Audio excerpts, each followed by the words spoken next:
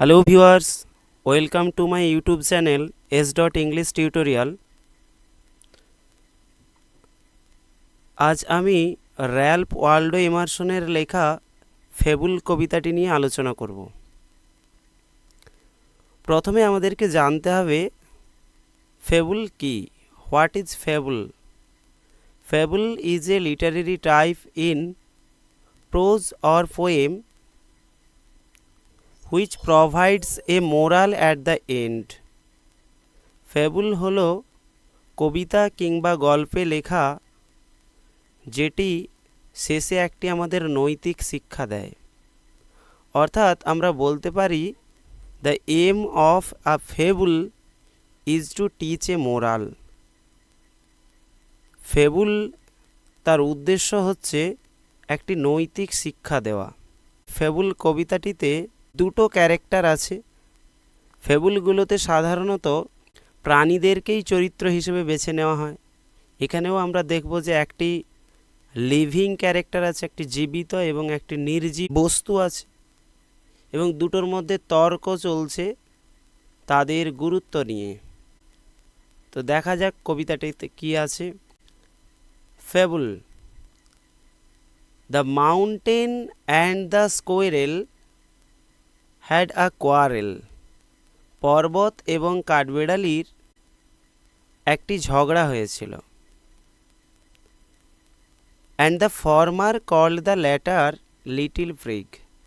former মানে হচ্ছে আগের জন, and latter মানে পরের জন।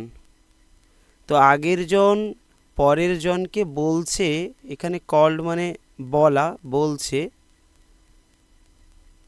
লিটল প্রিগ, ছোট্ট দাম্ভিক।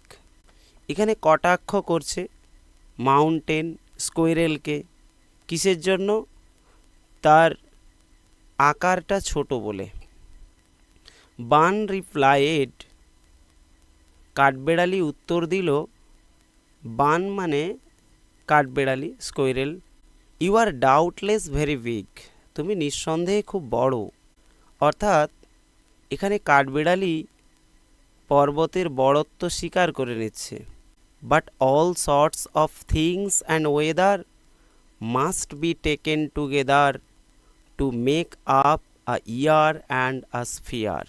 কিন্তু সমস্ত ধরনের জিনিস, অর্থাৎ এখানে শর্ট মানে ছোট নয়, শর্ট মানে টাইপ, ধরন, এবং ওয়েদার আবহাওয়া, must be taken in together একসাথে নিতে হবে, টু মেক আপ এ ইয়ার একটা বছর তৈরি করতে, অ্যান্ড এ স্ফিয়ার এবং এই মহাজগৎ সৃষ্টি করতে। এখানে গোলক বলতে পুরো বিশ্ব ব্রহ্মাণ্ডকে বোঝানো হয়েছে। অর্থাৎ এখানে কাঠবেড়ালি যুক্তি দেখাচ্ছে যে সব ধরনের জিনিসকে নিয়েই তবে এই বিশ্ব ব্রহ্মাণ্ড সৃষ্টি হয়েছে। যদি আমরা একটা বছরের একটা দিনকে ছেড়ে দেই তাহলে কিন্তু একটা বছর হবে না, তাহলে কিন্তু সেটা দিন হয়ে যাবে, 364 দিন। একই রকমভাবে আমরা যদি একটা সপ্তাহ থেকে একটা দিনকে নিয়ে নেই তাহলে কিন্তু সেটা সপ্তাহ থাকবে না, দিন হয়ে যাবে। আবার একটা ঘন্টা থেকে যদি একটা মিনিটকে নিয়ে নিই সেটা মিনিটে পরিণত হবে, ঘন্টা থাকবে না। অর্থাৎ বলছে এই পৃথিবীতে কিন্তু সমস্ত জিনিসের গুরুত্ব আছে, সব জিনিসকে নিয়েই তবে কিন্তু এই বিশ্ব ব্রহ্মাণ্ড সৃষ্টি হয়েছে। তো এর পরে কি বলছে? And I think it no disgrace, এবং আমি মনে করি এটা ঘৃণ্য নয়, টু অকুপাই মাই প্লেস, আমার স্থান দখল করে থাকাটা।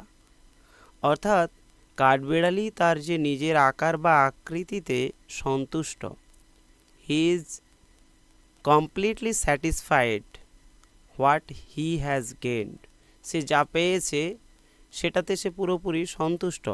If I am not so large as you, যদিও আমি তোমার মতো বড় নয়, you are not so small as I, তুমিও আমার মতো ছোট নয়, and not half so spry, এবং সব থেকে বড় কথা এখানেই যে তুমি আমার মতো প্রাণবন্ত নয়।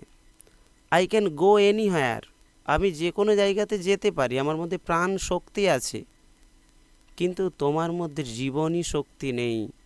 সেই জন্য কিন্তু আমি তোমার থেকে গ্রেটার এটাই বলতে চাইছে যে প্রত্যেকের মধ্যে সব কিছু থাকে না, তো সেটা নিয়ে কাউকে নেগলেক্ট করা উচিত নয়। যেমন তুমি আকারে আমার থেকে বড়, কিন্তু তোমার মধ্যে প্রাণ শক্তি নেই।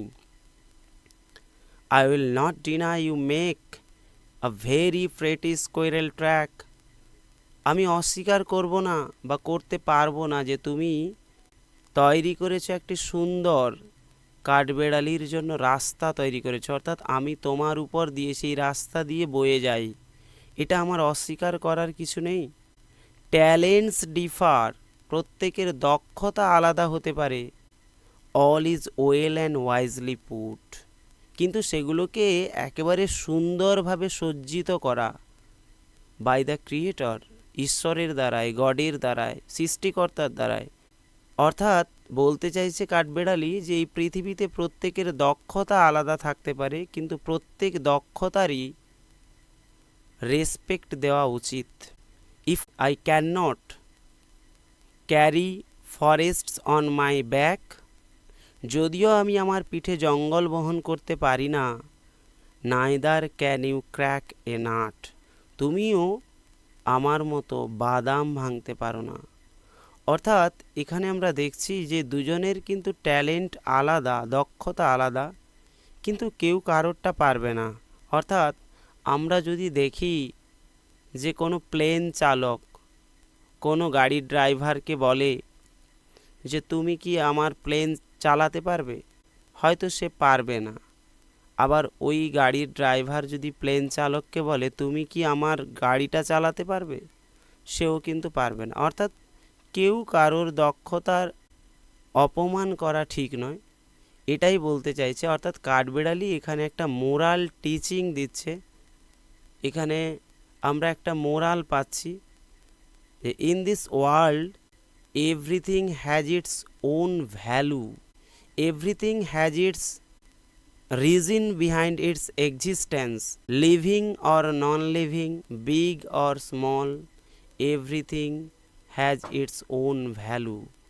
এই পৃথিবীতে জীবিত কিংবা মৃত, ছোট বড় প্রত্যেক জিনিসের উৎপত্তির পেছনে একটি গুরুত্ব বা কারণ রয়েছে। So we should not neglect the power of anything or being. সেই জন্য কিন্তু আমাদের কোনো জিনিসের কিংবা কারোর ক্ষমতা নিয়ে কটাক্ষ করা উচিত নয়। আশা করি তোমরা কবিতাটি বুঝতে পেরেছো। যদি কোনো সমস্যা থাকে কমেন্টে জানিও।